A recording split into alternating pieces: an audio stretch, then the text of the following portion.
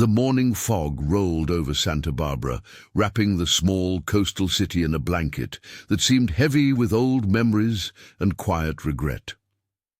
Ellen stood completely still in front of her daughter's bedroom window, her hands pressed gently against the cold glass.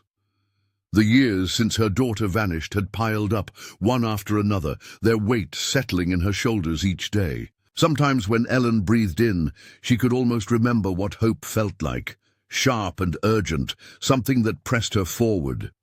Now, after so many years filled with dead ends, it only flickered on rare mornings when the wind sounded like her daughter's voice. From the window, she could make out the lighthouse barely visible in the grey distance, its beam circling steadily, just as it had every night since the day her daughter disappeared.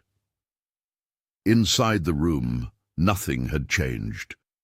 The bed still held faded pillows and the comforter that Ellen herself had picked out for Laura's 16th birthday. Posters on the wall preserved the taste and wishes of a girl on the cusp of a life that would never arrive. After more than 20 years, Ellen had kept the room as it was, dusting the shelves and smoothing the sheets as if any day Laura might come back. This morning, she realized she could not wait any longer.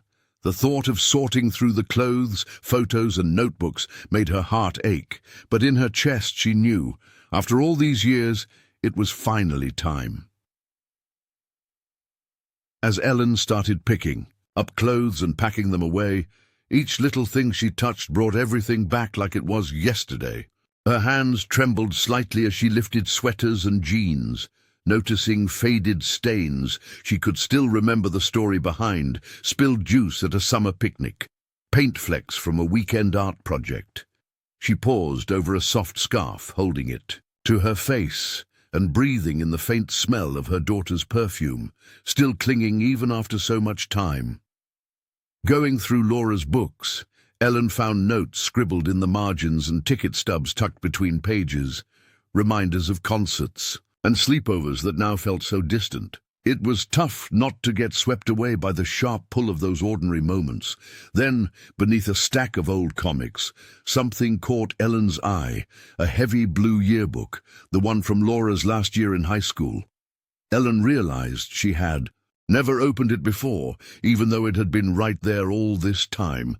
She pulled it out, feeling the weight of both the book and everything it stood for. Inside, it was more than just pictures and signatures. Ellen felt this strange sense that maybe, just maybe, there were pieces of the story she had missed, small clues half hidden between the lines, waiting for her to finally understand. Sitting down on Laura's old bed, Ellen opened the yearbook slowly, as if any sudden movement might make the fragile memories break apart. The first page she turned to held Laura's senior picture, her hair falling loose around her face, that wide, open grin Ellen had not seen in over 20 years. It was hard not to lose herself for a moment in all the what-ifs, but seeing Laura's happy expression, Ellen felt something softer alongside the pain. She traced her fingers along the edge of the photo, remembering how Laura would practice smiling in the bathroom mirror, hoping to get her braces just right for picture day. Nearby, in the same row, was the photo of Emily, Laura's best friend, since elementary school. For years, Emily had been like a second daughter, always around for sleepovers, movie nights, and whispered secrets late into the night. The sight of those two pictures side by side made the distance between past and present feel even sharper. The years had flattened out time, but Ellen was suddenly back in the middle of it all. Teenage laughter coming from the hallway, pizza, boxes stacked on the kitchen counter, the two girls planning their futures in quick, excited voices. It was hard to pull herself away from the ache of those memories, remembering everything she lost and everything Laura had left behind. Turning a few more pages, Ellen came across the section filled with handwritten notes and inside jokes scrawled in blue and black ink. Most were the usual things: see you at the beach this summer, never forget math class, love you forever. But tucked near the bottom, she found a message from Laura to Emily. It was light-hearted, almost teasing about returning. A certain book, an illustrated copy of Charlotte's Web. They'd passed between them for years. Laura's handwriting made it clear she expected the book back, but the note ended with a little heart, proof that she didn't really mind. Ellen smiled for a second, almost laughing at how those girls had always loved swapping favorites and marking the margins with strange symbols only the two of them understood. After all this time, Ellen realized she had never seen that particular book when she was sorting through Laura's shelves earlier. It was odd, considering how much it meant to her daughter. She started to wonder if Emily had, after all these years, held onto it. Maybe it was still tucked away in a box, forgotten. Or maybe Emily just kept it as a piece of their friendship. The idea grew quietly inside Ellen. The thought that something so small could be a thread back to those lost days, maybe even to answers she never dared to hope for. Driven by this sudden curiosity, Ellen flipped to the back section of the yearbook, where all the seniors had scribbled their names and phone numbers for future reunions. She looked under Emily's picture, searching for her old friend's details, but when her eyes settled on the number jotted down in bubbly handwriting, she realized it was from over 20 years ago. If Emily had moved or changed numbers, finding her now would not be as easy as picking up the phone. Still, the hope wouldn't leave Ellen alone, and she found herself thinking that something as ordinary as an old book might help unlock answers she had given up on. That afternoon, Ellen sat quietly at the kitchen table and told her husband, Frank, about what she had found in Laura's yearbook, the message about the book, and the idea of getting in touch with Emily. Frank listened, tiredness and worry etched on his face, as always. They had spent so many years struggling to cope with uncertainty that even sharing news like this felt strange, almost risky. Ellen realized how the pain had woven itself between them, making everything harder to talk about, even the tiniest hope. She wanted more than anything to move toward what was next, but a part of her was still anchored to the past, waiting for things to somehow make sense. The next morning, Ellen woke up with her mind set. She decided waiting around for luck to find her wouldn't get her anywhere. So she dug out her old address book, squinted at faded entries, and started calling around. A few cousins, an old teacher, even the librarian at the high school remembered Emily well enough to offer possible leads. Finally, with a little guesswork and a faded memory of an out-of-the-way neighborhood north of Santa Barbara, Ellen got in her car. She drove with the windows down despite the morning chill. Every turn felt heavy, each landmark a reminder of days spent carpooling and watching the girls sprint ahead with backpacks bouncing. The drive took her through parts of town she hadn't visited in years. It was almost like moving backward through her life, every mile pulling up more memories, nervous questions running wild in her head. When she finally arrived, Ellen spotted a small house with a worn garden and a bike leaning haphazardly near the porch. She knocked gently, half hoping she was wrong, but it was Emily who opened the door.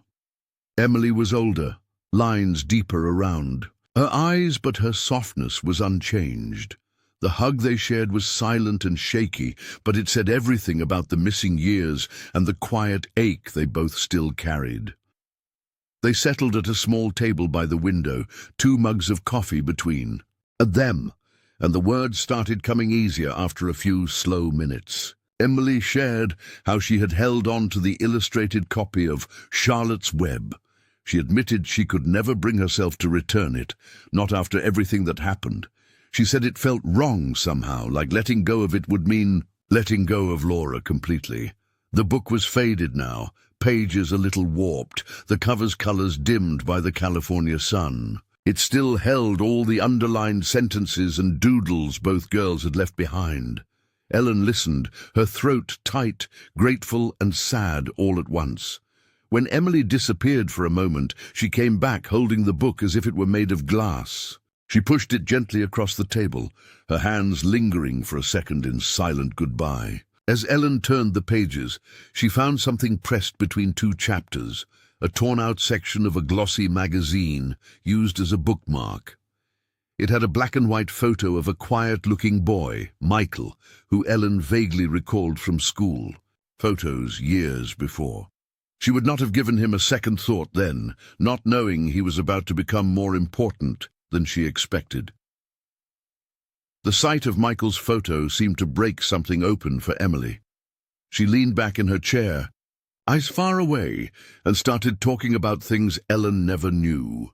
Emily explained that in their last year of high school, Laura had grown closer to Michael, closer than anyone realized back then. It was the kind of friendship that took shape out of nowhere, always quiet, always private.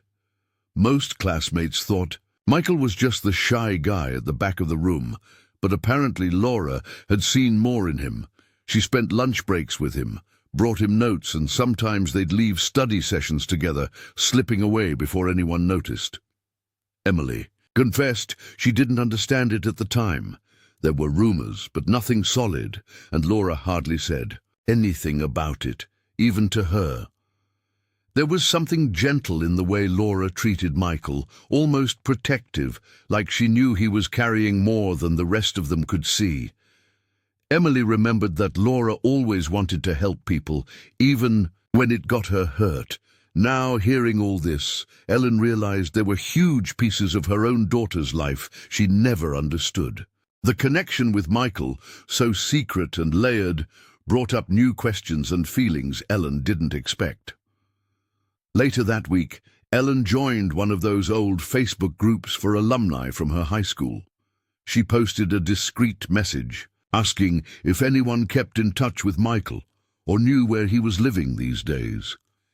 It did not take long before someone messaged her back with an address, tucked away in the quieter part of Ventura. Ellen sat with that information for a while, fingers drumming on the kitchen table. She thought about Frank upstairs, how every new search for answers risked opening wounds they had both worked so hard to close. But something inside Ellen pushed her forward. She knew Frank wanted to move on, to not dwell on heartbreak. But this new thread was just too tempting to ignore. Early Saturday morning, she set out, with only the address scribbled on a piece of paper. Every block she crossed seemed to shrink the years that had passed since Laura's disappearance.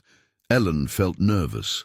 She wondered how Michael would react to seeing her all these years later, and whether he would welcome her questions or just shut the door in her face. Still, there was no turning back now. The past was breathing down her neck, heavy and close, making her steps feel both hopeful and dangerous all at once. Ellen pulled up to a neat little apartment block, flowers blooming in mismatched pots by the entryway. She buzzed Michael's unit, heart pounding, and waited. When the door finally opened, she almost did not recognize him. Michael had traded the awkwardness of high school for a confident, businesslike edge, dressed in crisp clothes, and carrying himself with a tight kind of control. He clearly was not expecting her. At first, Michael's voice was polite but distant, brushing off her questions about Laura, saying they were just classmates, nothing special. As Ellen pressed gently, mentioning the bookmarks, the lunches, the things Emily had shared, his mood shifted. His answers got shorter, sharper. At one point he glanced around nervously, as if worried someone might overhear. Something in his expression made Ellen uneasy. He was getting agitated now, insisting that he barely remembered Laura. He repeated that he did not know anything, and finally asked her to leave. Ellen could not shake the feeling that Michael's discomfort was about more than bad memories. As she walked back to her car, she replayed every word, every fidget, wondering what he was so determined to hide. Instead of clearing things up, the meeting left her with even more questions. Ellen tried her best to get back to normal life after her tense visit with Michael, but her mind would not settle. She found herself replaying their conversation while folding laundry, stirring soup, or even while stuck in afternoon traffic. Every little detail nagged at her. One Saturday, needing a break from restless thoughts, she drove into town to pick up some things for Frank. It was pure chance that she spotted Michael in the hardware store, standing in the checkout line with a shovel, a wooden box, and a bunch of white lilies. Ellen's breath caught when she saw him study the flowers. Laura had loved white lilies. The combination felt strange. A shovel, a wooden box, and Laura's favorite flowers. It sent an uneasy ripple through her. She paid quickly and watched as Michael loaded everything into the back of his car. He drove off, and after a worried moment, Ellen decided to follow. She stayed far enough behind to stay unnoticed, her heart pounding with every turn. Michael wound his way out of town to one of those old, isolated cabins up near the cliffs overlooking the Pacific. The scene was unsettling, more than just coincidence. Fear and a shred of hope tangled in Ellen's chest as she quietly parked and waited to see what Michael would do next. Ellen stayed hidden behind the thick grove of pines, heart thudding as she watched Michael unload his supplies near the edge of the cliffs. It was late afternoon now, sun slipping low behind the clouds, and hardly anyone else was around this remote stretch. Michael moved with an odd sort of care, pausing often to scan the horizon and glance behind him. After selecting a quiet spot, close to the drop-off, he dug a hole, working slowly and deliberately. When the hole was deep enough, he knelt down, lowering the wooden box inside like it was something precious. Then he placed the bundle of white lilies on top, arranging them with surprising gentleness. It looked almost like a private ceremony, and that made it even more unsettling. Ellen pressed herself against the tree trunk, barely daring to breathe. She heard Michael say Laura's name softly. It was not quite a whisper, but it carried far in the silent air. That single word changed everything for Ellen. The wildflowers at Tay, her feet, the cool wind off the ocean suddenly felt heavy and wrong. Whatever hope she had been clinging to was pushed out by a growing fear. This place was not just another beautiful view anymore. It had turned into the heart of a painful mystery. After Michael had finished filling in the dirt over the box and flowers, Ellen thought she would wait until he drove off before getting closer. But as she stepped out from behind the trees, boots crunching softly on dried leaves, Michael appeared suddenly on the footpath, blocking her way. His face was tight with anger, eyes wide and wild. The surprise in his voice quickly faded and turned to something harsher. He yelled, demanding to know why she had followed him, and accused her of trying to ruin what he called one last goodbye. Ellen tried to reason with him, saying she just wanted to understand what had happened to Laura, that she needed answers for her own peace. Michael's agitation only got worse. The two of them circled each other near the edge of the bluff, words sharp and loud, tumbling out in anger and fear. Suddenly, Michael reached into his coat and pulled out a small pistol. The sight of the gun froze Ellen in place, but she refused to back away. Instead, she spoke more quietly, telling Michael she did not care about threats. She was not leaving until he told the truth. Tension hung thick in the salty air, nothing but the wind and the weight of secrets keeping the two of them locked in that harsh, desperate standoff. The argument kept building, each side more desperate than before. Ellen tried to reason with Michael, her voice steady, but that only seemed to push him further. He waved the pistol and shouted, venting years of frustration, pain, and secrets. Ellen's mind raced as she pictured Frank at home, the unfinished questions about Laura swirling in her head. In a shaky moment of clarity, she slipped her hand into her pocket and pressed the emergency button on her phone. She hoped the signal got through. The shrill noise that followed was louder than she expected, echoing across the cliffs and cutting through the tense air. Both paused, Michael's hand trembling, Ellen frozen. A distant wail of sirens began to build, growing closer, second by second. Realizing the police weren't far, Michael's bravado started to unravel. He backed away, voice cracking, trying to patch together excuses. He muttered that he only wanted to honor Laura, then insisted he was protecting someone, before finally breaking down into near incoherence. Fear flickered in his eyes, not just of Ellen, but of everything he was about to lose. Ellen saw how close the man was to surrender and felt both relief and heartache for the mess they were all tangled in now. Red and blue lights washed across the trees, turning the cliffside into a blur of uniforms and voices. Ellen let out a shaky breath as officers rushed in, separating her and Michael before anything worse could happen. A female officer led Ellen aside, gently asking if she was hurt and giving her a blanket against the evening chill. Ellen nodded numbly, barely able to take it all in. Michael was handcuffed, his shoulders slumped, any trace of anger replaced by a heavy, hollow look. The police quickly set up a perimeter around the spot where Ellen had seen him bury the box. Crime scene tape fluttered in the wind while a forensic team moved in, working quietly and methodically. When they finally opened the wooden box, people fell silent. Inside were old, carefully folded letters, faded snapshots, and personal items. Bracelets, a worn paperback, a necklace that Ellen remembered Laura always wearing. The police spread the contents out carefully, piecing together the story bit by bit. It became clear that Michael and Laura had shared far more than anyone knew, their connection full of secrets and pain. The letters spoke of manipulation, deep, emotional need, and hints of darker things below the surface, things Ellen now realized had shaped everything. While Ellen waited with the police, the investigators laid out the items from the box on the hood of a squad car. There were pages and pages of handwritten notes and long emotional emails printed out and folded together with clippings of newspaper articles.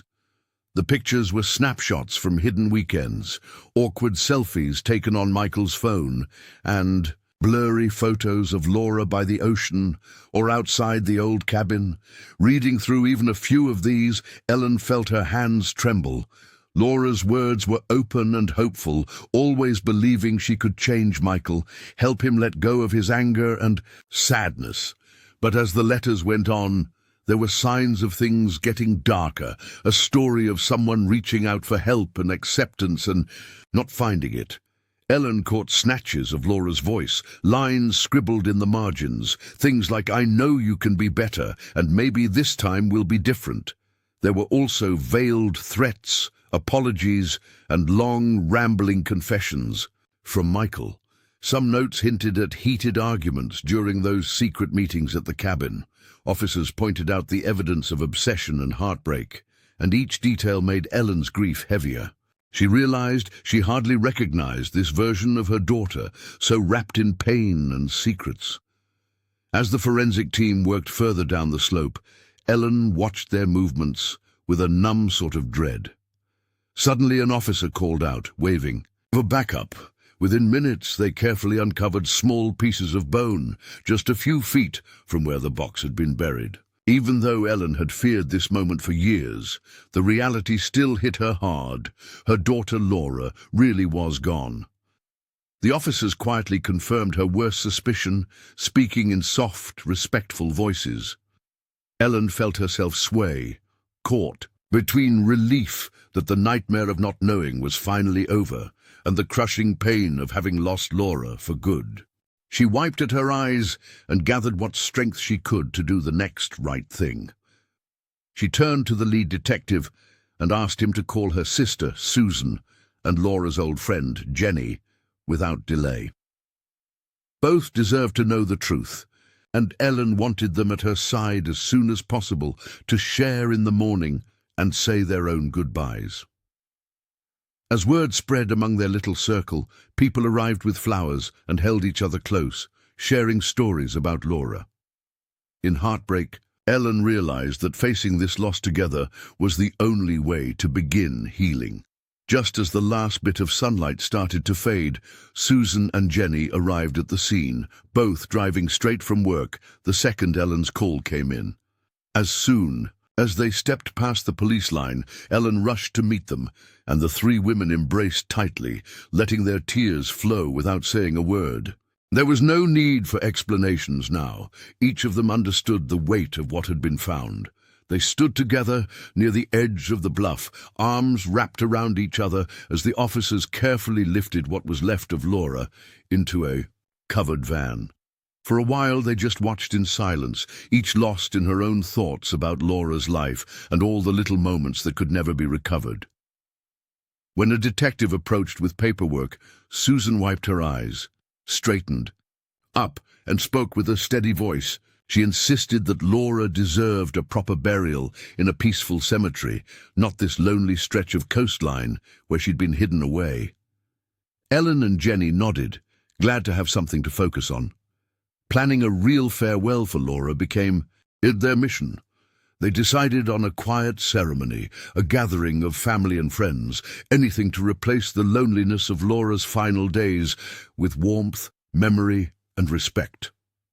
A few days later, the fog lifted just in time for Laura's farewell ceremony at Carmel Beach, on the edge of the Pacific, where the salty wind always seemed to carry memories. People gathered quietly, some with bouquets of white lilies and daisies, others just carrying stories and silent grief.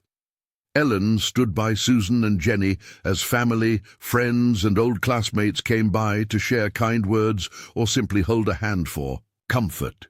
The ocean was calm that morning, with only gentle waves washing along the sand, and it felt right to be there, so close to the place Laura had always loved.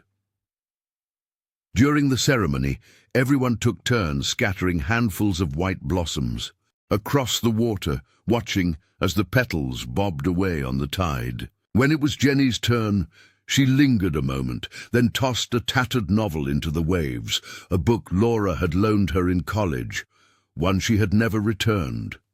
That small act was Jenny's way of saying goodbye, holding on to forgiveness, and honoring their friendship.